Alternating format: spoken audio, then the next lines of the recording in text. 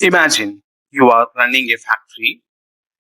You have a conveyor belt of items coming in. Your job is to create a new list. Now you have two completely different strategies. One, you can have an inspector who checks each item and only lets the good one through the other side.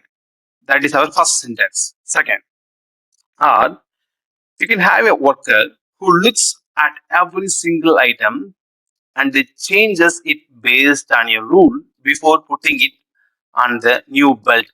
That is our second syntax. In this video, we are going to translate these factory strategies into Python code. Let us get started. First, let me create a list starting from 1 to 10 using for loop.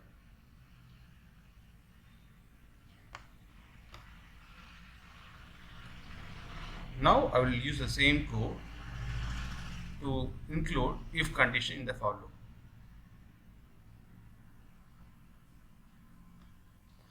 Now, I will just give the expression, new expression to square the number I. Now, I want to label even number as an even number and a odd number as an odd number using f string. Let me use if condition and else condition in the one line for loop.